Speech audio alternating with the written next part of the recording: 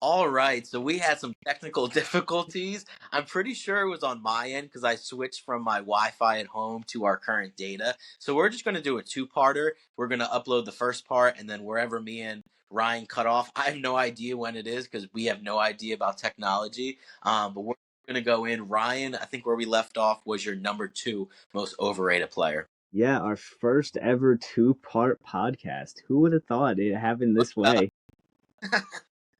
But yeah, going into my number two, I said a lot before it cut off, but to make a long story short, it's Dylan Cease. The guy just got absolutely paid. I don't know why. He's a strikeout merchant, and strikeouts are fascist. Yeah, they said it in Bull Durham, and if you didn't watch Bull Durham, that you suck. Watch Bull Durham. But he had a 4.55 ERA last year, an 8-12 record. I know wins and losses don't matter, but when you're supposed to be an ace, they kind of do. And this is somebody who's supposed to lead Toronto back into the World Series when he couldn't do that for San Diego when he got there. And I just don't know what the hype around Dylan Cease is. I know it's fun to watch a guy get 14 strikeouts in a game, but it's kind of like how you were saying with Mackenzie Gore. Sometimes those guys are out in 5 innings, but in Dylan Cease's case, he'll go, excuse me, he'll go for like 7, 8 innings even sometimes, and he'll have 4 or 5 runs on his clip before he even gets pulled out of the game. And I don't want it to seem like, oh, you hate Dylan Cease. I don't hate him. I just don't like him. And I don't think this guy is an ace. I think he's a number two starter in a rotation at best. And I hope that Toronto realizes that and he is their number two guy because I think Gosman's a better pitcher. And I think that having him as your ace gets you back to the World Series, not having Dylan Cease as your number one guy going into a DS or a CS. I just don't think he's that guy. I Yeah, long story short, not to get long winded like I did before, but Dylan Cease is just he's not an ace. I don't he's overrated.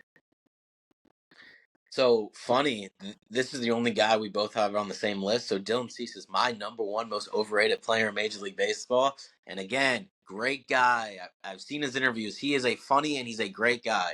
I just think, like you said, a strikeout merchant to where you're throwing so many pitches. And guess what Dylan Cease is? He's a two-pitch pitcher, fastball slider. That fastball is legit at like 98, 99, and that slider's wicked. But when you have two pitches, you can literally be in guess mode to where if it's a fastball, you see fastball, you react. If it's a slider, you only swing at it if it's in the zone. To where he throws a lot of balls. That's going to raise his pitch count, and he averaged 5.25 inning pitch per start.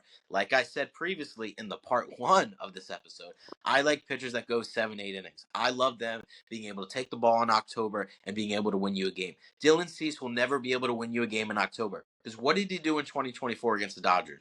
Shit He the bed. started game one. Exactly. He got lit up. Shohei Ohtani hit one to the moon in the first inning when the Padres had a 3-0 lead. All's good and well because the Padres won game two and the Padres won game three. But guess who they started on short rest in game four? Dylan Cease. And the rest is history. What the Padres not being able to close out the LA Dodgers in 2024 created a freaking monster. And maybe that's the reason the Phillies lost in 2025 because of Dylan Cease. Maybe that's me just hating on him, but I just don't think he's that guy. Now, I said in the part one of this episode, I'm never going to fault an organization for spending money on their guy because it's money, right? I'm never going to fault someone for not for what's the word being over expensive, right? Like that's what you want your owners to do. You want them to spend. So I don't mind the Blue Jays getting Dylan Cease. Now, if they think Dylan Cease is going to be an ace for them, he's simply not. He's a good pitcher, but $200 million, which is really like 184 with the deferrals, and how hit or miss he is, it's just like not worth it. And another pitcher who would have one great year, one bad year, one great year is dear to our hearts, Aaron Nola. How is that contract working out? It is terrible. So Dylan Cease is my number one overrated pitcher, number one overrated player in Major League Baseball. I think he's a great guy. I just don't think, and the nerds love him, dude. And if you're a nerd and you like baseball and you're into the stats, completely fine. We love all baseball fans. But enough with the strikeout rate about Dylan Cease and how good his fastball is mixed in with his slider. Who's going to give me 7 innings in a playoff game to close out and win a series? It's not Dylan Cease. So that's my number one. If I wasn't holding my phone, I'd applaud you. because I like Dylan Cease is an ace based on Statcast nerd stats like FIP and spin rates and stuff like that. Now again, he's And elite in those they're so smart. categories.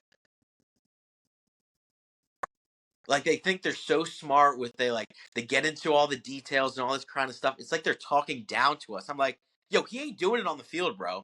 Like, what are you doing when you step between those lines? He's not who he thinks he is.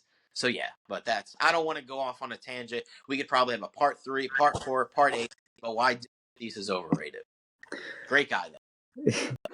No, not my number one guy. I'm sure he's a great guy as well. Probably a fantastic clubhouse presence, family man. I just don't know why he makes the money that he does to play the way that he does. He's supposed to be the shortstop for a team that's supposed to be contending for a couple of years now, but Willie Adames has not lived up to the hype that that contract has needed to be. Yeah, he can hit 30 home runs a year, but what's a 30 home run season with a 740 OPS? That's a lot of strikeouts, is what that is. It's not getting on base outside of hitting a home run because you got a 225 average to go along with it. And I looked at his fielding metrics too to see if he was like an above average fielder. He had like a 977 fielding percentage at shortstop, which is okay, honestly. But when you're looking at starting shortstops, the portion of them are in the .98s. So Willie Adames might just be a below average defensive shortstop as well. Now, yeah, he's got a lot of pop that some shortstops don't have, and it's fun to watch him take at bats, but it's like flipping a coin. It's like heads or tails whether he's going to hit a home run, hit an extra base hit, or strike out. He's not a number one shortstop. I don't think he was when he was in Milwaukee. I didn't think he was when he was coming up in Tampa Bay. He's always been a guy he's right there. He's going to turn everything around. He's going to be the best hitting shortstop in all of baseball. And the guy's had flashes. I'm not going to sit here and say that he's been talentless his entire career, but he just shows that it's another hype job kind of shortstop that has played his way into major league contracts because his pop has stayed pretty much the same. It doesn't matter if the average sits at 210 or if it pops up to a 250. He's going to get you 30, 35 home runs. He's going to get you 90 to 100 ribbies more often than not because of the home runs. But he's not somebody that's going to get on base to set up the team for success. When you have a 740 OPS and you're hitting 30 home runs, you're getting carried by a slugging percentage. And I didn't look at all the like all of it. I just have the OPS written down right here, so I don't know what his slugging or on base percentage was. But seeing the home runs and seeing the batting average, and it only had a 740 OPS, I can assume that that is slugging heavy. And I know Adames strikes out a lot too. I know that's not anything new. He struck out a lot in Milwaukee and he struck out a lot in Tampa Bay in his limited time there. Nevertheless, Willie Adames is completely overrated. Willie Adames is somebody that, again, probably a fantastic human being. Probably somebody that I would go have a beer with. Somebody who, if we went out to dinner, I'd have an argument with about paying for it because he's just that good of a guy. But he's just not that good of a guy on the diamond, in my opinion. In my opinion. Interesting. When we talked about making this episode, I did not have Willie Adames as your number one on my bingo card.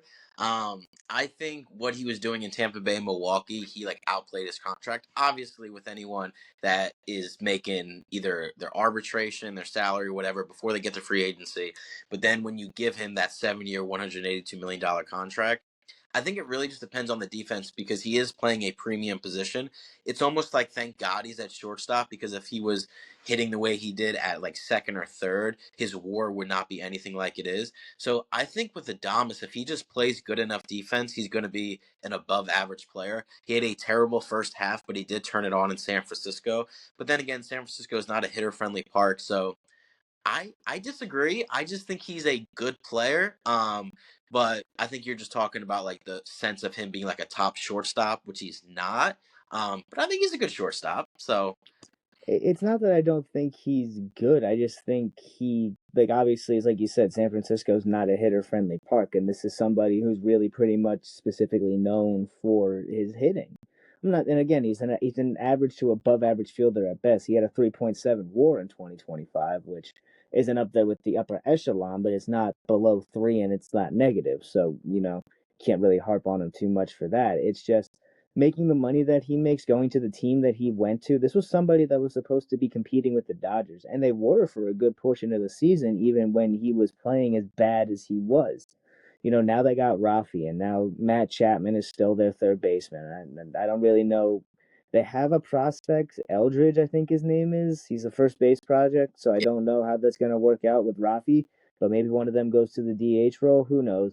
The Giants might have something, and Adames could be a cornerstone of that, but he's not going to do that if he continues to have seasons that he has. I hope he can take that second half and turn it into a full season, but I've yet to see it from him.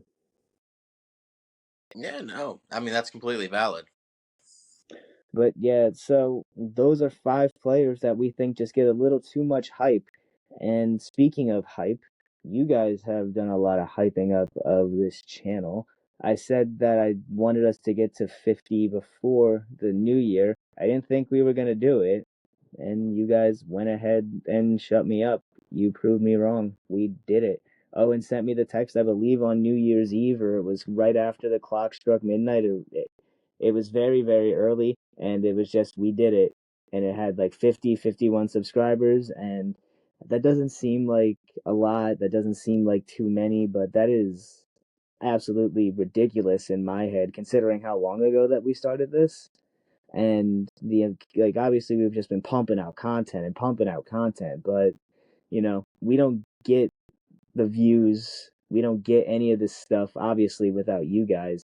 You guys put us to a situation to where we can even start making announcements. So with that said, Owen, go right ahead. Yeah, so big news, right? So I contacted Sheffield Shuffler on TikTok, and he's a Phillies content creator, but he does all sports. He's on Instagram, TikTok, YouTube, Twitter, and I've been following him for years. I love his videos. They're great content. So if you ever have a chance to check him out, go check him out. But I just sent him a message. I was like, "Hey man, love your content. Was ever wondering if you want to come on the pod, talk some Phillies baseball?" And he graciously agreed. So that episode's going to come out on Wednesday. We're set to record Wednesday at 11. I'm going to go through it, just ask him like his takes on the Phillies offseason, maybe ask him about how the postseason ended, just kind of get his feelings on the Phillies, because I talk a lot about the Phillies. I love doing it, but I also love getting other people's like opinions, especially a creator as big as him. So I'm very excited for that. So that episode's going to come out Wednesday. But similar to what Ryan harped on with the 50 subscribers, I think it's up to 58 now. Thank you guys so much. We love doing it. We also love that we can provide content to you guys and get your opinion. I did a Q&A yesterday. We had 13 questions, and I love engaging that because I want you guys to be a part of this community, and I want to grow this community as much as we can because we all love baseball. You guys wouldn't be here watching us if you didn't. We wouldn't be making these episodes if we didn't. So thank you guys from the bottom of our heart. The episodes are going to keep pumping out. No matter how much technical difficulties we have, we're gonna keep editing it, we're gonna keep pumping it out, and we're gonna keep on this ride for as long as we can. So thank you guys.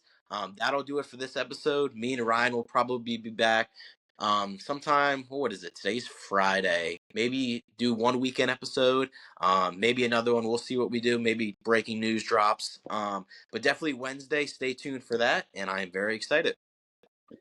Yeah, man, I'm excited for you. That's obviously going to be a youth thing. I'm going to be on the clock during that interview talking stage with this gentleman, unfortunately. So I'm going to have to do some research on him. I'm ignorant to the channel, unfortunately, but you being a fan of his must be good with the content, honestly. So I'm going to have to definitely check him out and do some research on him myself. But I'm happy for you. I'm happy for this podcast being able to get somebody with such notoriety in Philly sports. And I know I'm a Sox fan. I know I do a lot of talking on Sox fan, and I've done my own solo takes on Sox stuff. But the interaction with the Phillies fans and just having the guys be able to enjoy the podcast when we don't even just talk about Phillies, when we just talk about baseball itself, when we don't talk about the Red Sox, and we just talk about all the stupid little things that we don't like about the game or players that we love and situations that we love.